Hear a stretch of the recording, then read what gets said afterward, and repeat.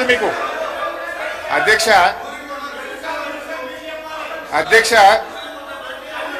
Please please అధ్యక్ష 2023-24లో excise ద్వారా ఈ రాష్ట్రానికి ప్రతిపాదించిన బడ్జెట్ ఆదాయం 19,884 కోట్లు. 19,884 కోట్లు.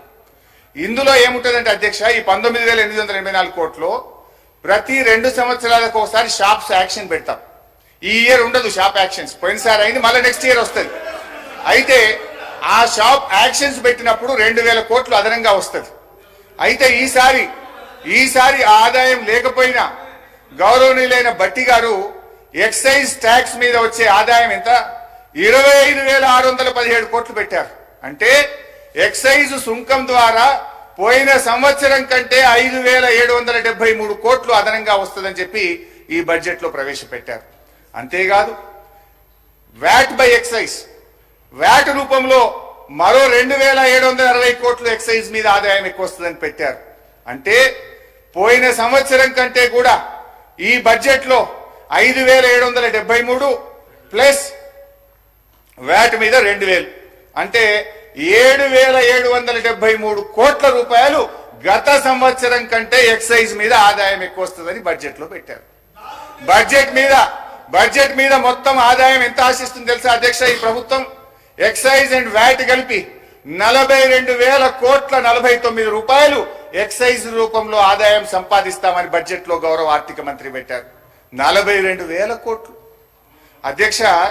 అంటే గతంలో ఇదే భట్టి గారు ఇదే అసెంబ్లీలో మాట్లాడారు. అప్పుడు ఉన్నది 25,000 కోట్ల ఆదాయం, వీళ్ళు 42,000 కోట్లు చేసింది. ఇప్పుడు ఏం మాట్లాడినరో భట్టి గారు ఎక్సైజ్ మీద నేను వినిపిస్తా అధ్యక్ష. అంటే ప్రతిపక్షంలో ఒక మాట, అధికారంలోకి రాగానే మర్చిపోతారు.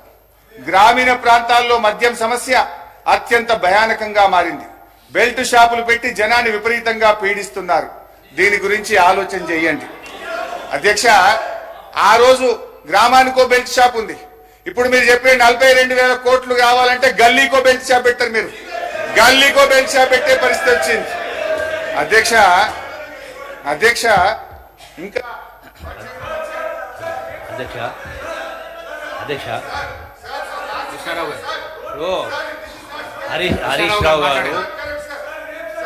హరీష్ రావు గారు అధ్యక్ష చెప్పిన దానిలో వాస్తవికత ఎంత ఆలోచించిన అధ్యక్ష. గతంలో 2023లో 19,000 ఆదాయాన్ని మాట్లాడినారు. వాస్తవంగా ఆ లెక్కకు వస్తే 2014లో కేవలం 10,000 కోట్ల రూపాయలు ఉంటే ఎక్సైజ్ ఆదాయం. చివరి సంవత్సరం 2023-24 చూస్తే అధ్యక్ష 34,000 వాళ్ళ ప్రభుత్వ హయాంలో చివరి సంవత్సరము ఆదాయము 34,869 కోట్ల రూపాయలు ఆదాయం వచ్చింది అధ్యక్ష. అదనంగా చూపించిన ఆదాయం అయితే ఉంది అధ్యక్ష.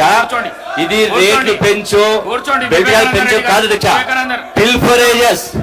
పిల్ఫరేజెస్ టెక్నాలజీ యూజ్ చేసి అక్రమంగా కావచ్చు, అక్రమంగా ఇక్కడి నుంచి ఇతర రాష్ట్రాలకు వచ్చి రావడం కాదు, వచ్చేటువంటి దానిలో టెక్నాలజీని యూజ్ చేసి పిల్ఫరేజ్ తగ్గించి రాష్ట్ర ఆదాయం పెంచు అధ్యక్ష.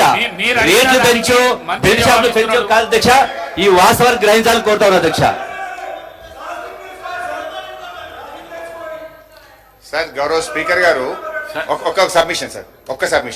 హరీష్ రావు గారు మీరేమన్నారు?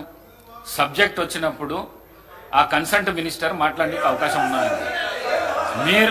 మీ లెక్కల ప్రకారము వారిచ్చే సమాధానాన్ని మీరు కూడా వినాలి. వివేకానంద గారు మీరు సభా సమయాన్ని వృధా చేయొద్దు ప్లీజ్. అంత జోష్కు రాకండి మీరు ప్లీజ్. హరీష్ రావు గారు sir. Speaker sir, LA minister గారు ఉన్నారు, అనుభవజ్ఞులైన ఉప ముఖ్యమంత్రి గారు ఉన్నారు. సార్ ఇది బడ్జెట్ మీద చర్చ. అబ్జెక్షన్ ఉంటే ఎల్ఏ మినిస్టర్ కానీ డిప్యూటీ సీఎం ఫైనాన్స్ కానీ లేవాలి అధ్యక్ష. రేపు పద్దుల మీద చర్చ ఉంది. పద్దుల మీద రేపు చర్చ ఉన్నప్పుడు కన్సర్న్ మినిస్టర్స్ చెప్పమనండి, అభ్యంతరం లేదు. ఇప్పుడు నేను ఒక శాఖకు ఒక మంత్రి లేస్తే నేను ఇప్పుడు 32 శాఖలు మాట్లాడాలి, అందరు లేస్తారా మంత్రులు? They have to answer. రేపటి నుంచి పద్ధతులు ఉన్నాయి, దాని మీద మాట్లాడమనండి. ఒకటి, ఇప్పుడు ఏదైనా చెప్పాల్సి ఉంటే డిప్యూటీ సీఎం చెప్పాలి, నేను డీవియేట్ అయితే ఎల్ఏ మినిస్టర్ గారు మాట్లాడాలి, లేదా సభానాయకుడికి అవకాశం ఉంటుంది. దయచేసి మినిస్టర్స్ నుంచి ఇంటరప్షన్ లేకుండా చూడండి. అయితే గౌరవనీయులు మన జూపల్లి కృష్ణారావు గారు ఎక్సైజ్ మంత్రి గారు వాస్తవాలు ఒప్పుకున్నందుకు వారికి ధన్యవాదాలు. 7,000 కోట్లు పెంచుతున్నాం. ఈసారి ఎక్సైజ్ మీద 42,000 కోట్ల ఆదాయాన్ని మేము గల్లీకో బెల్ట్ షాప్ పెట్టి ప్రజల రక్త మాంసాలు పీల్చి పిప్పి చేసి వసూలు చేస్తామని ఆయన హరీష్ రావు గారు డిప్యూటీ సీఎం గారు అధ్యక్ష ఆగండి. డిప్యూటీ సీఎం గారు అధ్యక్ష హరీష్ రావు గారు ఇంతకుముందు లెజిస్లేటివ్ అఫైర్స్ మంత్రిగా కూడా చేశారు, ఫైనాన్స్ మినిస్టర్గా కూడా చేశారు. ఉండమ్మా.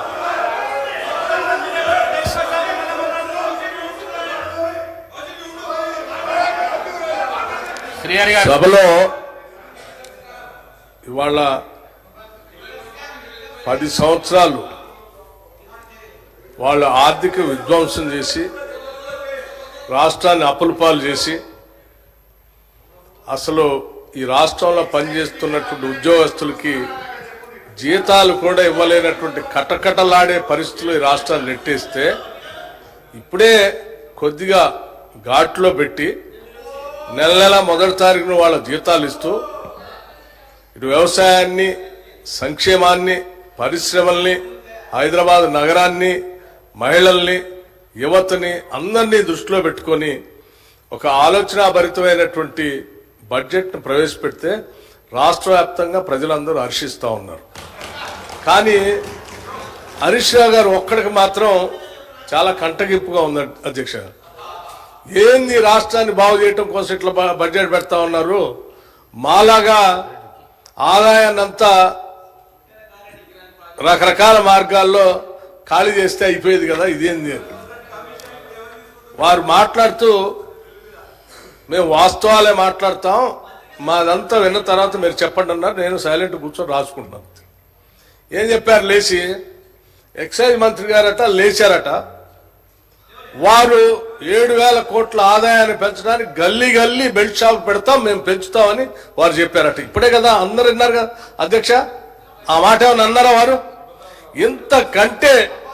ఇంతకంటే అన్యాయంగా ఉన్నది లేనట్టు లేనిది ఉన్నట్టు ఈ రాష్ట్ర ప్రజలకు భ్రమలు కల్పించి 10 ఏళ్లు రాష్ట్రాన్ని సర్వనాశనం చేశారు. ఇప్పుడు మళ్ళీ మొదలు పెట్టారు, 5 నిమిషాల్లోనే భ్రమలు కల్పించడానికి ప్రయత్నం చేస్తున్నారు. ఇది ఎక్కడ అన్యాయం అధ్యక్ష? మీరు వాస్తవాలు జాగ్రత్తగా రాష్ట్ర ప్రయోజనాల కోసం క్రిటికల్ ఎనాలిటికల్ గా మేము పెట్టిన బడ్జెట్ మీద ఇగో దీన్ని పెట్టారు, ఈ శాఖకి ఇది సరిపోలేదు, ఈ శాఖకి తగ్గించారు, ఈ శాఖ పెంచారు, దీనివల్ల యువతకు నష్టం అవుతుంది, దీనివల్ల 72,000 కోట్లు పెట్టడం వల్ల వ్యవసాయానికి నష్టం జరుగుతుంది, అంత పెట్టకుండా ఉండాల్సి ఉండే, మాలాగా ఏదో 15,000-20,000 కోట్లు పెడితే బాగుండేది, లేకపోతే హైదరాబాద్ నగరానికి 10,000 కోట్లు పెట్టారు, ఎందుకు పెట్టారు అనవసరం, దీన్ని గాలికి వదిలేస్తే మాలాగా కొద్ది వర్షం రాగానే మొత్తం మురుగునీళ్ళంతా రోడ్డు మీదకి వచ్చి ఇబ్బంది పడేవాళ్ళు, అట్లా చేయాలి. కానీ ఇదంతా ఏందని చెప్తే కొద్దిగా బాగుంది. ఇవన్నీ వదిలేసి ఏదైనా మాట్లాడుతున్నాం. నేను ఇప్పటికి కూడా చెప్తా ఉన్నాం, మీరు చెప్పేదాన్ని ప్రతిదాన్ని వింటున్నాం. అసలు మేము ఏమనుకున్నాము, ఇంత బాగా బడ్జెట్ పెట్టాము, సరే ఈ బడ్జెట్ మీద నిన్న వారు బడ్జెట్ వినడానికి వచ్చారు కదా, ఎల్ఓపి గారు వచ్చారు కదా, వారు ఇవాళ వచ్చి ఏమైనా మాట్లాడతారేమో, ఏమైనా ఉంటే విని సమాధానం చెప్దాం అనుకున్నాం. వారు రాలేదు. రాకపోగా వీరు మాత్రం వారు రాలేదు, బాధ్యత లేదని దీని ద్వారానే స్పష్టంగా అర్థమవుతుంది. ఇవాళ ఏదో మాట్లాడరు కాబట్టి గుడ్డగాల్చి మీదేసిపోదాం అనంటే ఎట్లండి? ఇది కరెక్ట్ కాదు హరీష్ రావు గారు. మీరు పద్ధతిగా మాట్లాడినా మేము డెఫినెట్ గా సమాధానం చెప్పడానికి సిద్ధంగా ఉన్నాడు. సో ఫైనల్ గా బట్టి గారు కూడా డిస్ప్యూట్ చేయలే. ఒక విషయంలో మాత్రం ఎక్సైజ్ మంత్రి గారైనా ఉప ముఖ్యమంత్రి గారైనా 7,200 కోట్లు ఈ గత సంవత్సరం కంటే ఈ సంవత్సరం 7,200 రూపాయలు. సార్ మేము మళ్ళీ చెప్తా ఉన్నాను సార్, ఇట్లా సభను తప్పుదోవ పట్టించడానికి కానీ ఈ రాష్ట్ర ప్రజలను తప్పుదోవ పట్టించడానికి కానీ ప్రయత్నం చేస్తే ఇది సరైన పద్ధతి కాదు అధ్యక్ష. నేను మళ్ళొకసారి వారికి విజ్ఞప్తి చేస్తా ఉన్నాను, నేనటో ఒప్పుకున్నాను అటు వారు చెప్పిన దానికి ఏ ఒప్పుకున్నాను అధ్యక్ష మీ ముందే కదా మాట్లాడింది. అంటే ఇంతకంటే పచ్చిగా నేను అనకూడదు మరి అబద్ధం అని, ఇంతకంటే సత్యదూరమైనటువంటి మాటలు ఎంత భయంకరంగా ఇట్లే భ్రమలు కల్పిస్తే ఎట్లా అధ్యక్ష? అది హౌస్ లో నిమిషాల్లోనే, రోజులు కూడా కాదు, నిమిషంలోనే ఇంత భ్రమలు కల్పిస్తే ఎట్లా? సార్ ఇప్పుడు నేను ఏం తప్పు చెప్పలేదు అధ్యక్ష. పోయిన ఆర్థిక సంవత్సరం కంటే ఈ ఆర్థిక సంవత్సరం ఎక్సైజ్ మీద 7,200 కోట్ల రూపాయల ఆదాయం పెరుగుతుంది. ఈ సంవత్సరం 42,000 కోట్ల రూపాయలు ఎక్సైజ్ మీద మేము ఆదాయం తెచ్చుకుంటామని బడ్జెట్ లో పెట్టారా లేదా బట్టి గారిని చెప్పమనండి. మళ్ళీ ఒకసారి చెప్తా మీకు లెక్కలన్నీ మీరు మాట్లాడేటప్పుడు. అయినా మీరు తొందరపడుతున్నారు కానీ చెప్తున్నాను, ఇప్పుడే చెప్పండి, అప్పటిదాకా ఎందుకు? ఎక్సైజ్ లో మేము ఆక్షన్ పెట్టాము గత సంవత్సరం, అందుకే మాకు ఆదాయం పెరిగింది. ఈ సంవత్సరం కదా పెట్టాల్సింది, నిజమే. మేము కూడా అనుకున్నాం ఈ సంవత్సరం కదా ఆక్షన్ పెట్టాల్సింది. మీరు ముందే ఎందుకు కూర్చారు అధ్యక్ష?